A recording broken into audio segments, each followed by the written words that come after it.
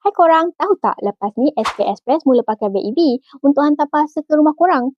SPS Express ni baru je perkenalkan vet elektrik daripada Dongfeng yang digunakan sebagai kenderaan untuk hantar parcel. Setakat ni, vet EV SPS hantar barang di sekitar Lembah Kelang je. So, untuk permulaan, sebanyak 10 unit vet EV digunakan sebagai penghantar parcel. Menariknya, vet elektrik ni mampu bergerak sehingga 200 km dengan sekali cas tau.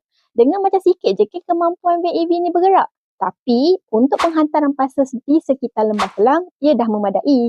Dari segi kapasiti muatan pula, van EV ni mampu tampung berat parcel sekitar 1015 kg. Dan keluasan dalaman van ni sekitar 48 meter padu, yang mana ruangnya taklah kecil sangat. Jadi, dengan penggunaan van elektrik ni, ia akan jadi titik nilai untuk SPS Express. Untuk tengok sejauh mana ia boleh tingkatkan kecekapan menghantar barang terus ke rumah korang. Jadi, lepas ni jangan terkejut pula kalau nampak van EV SPS berhenti depan rumah lepas ni. Untuk info lebih lanjut, jom follow social media Cincau BM. Hai korang, tahu tak lepas ni SK Express mula pakai van EV untuk hantar parcel ke rumah korang? SPS Express ni baru je perkenalkan vet elektrik daripada Dongfeng yang digunakan sebagai kenderaan untuk hantar parcel. Setakat ni, vet EV SPS hantar barang di sekitar Lembah Kelang je.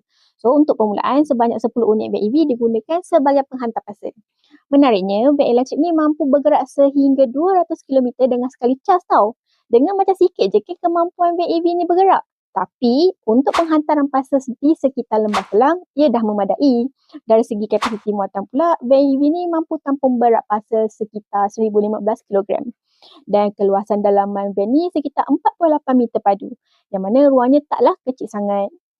Jadi, dengan penggunaan van elektrik ni, ia akan jadi titik nilai untuk SPS Express. Untuk tengok sejauh mana ia boleh tingkatkan kecekapan menghantar barang terus ke rumah korang. Jadi, lepas ni jangan terkejut pula kalau nampak van EV SPS berhenti depan rumah lepas ni. Untuk info lebih lanjut, jom follow social media Cincau BM.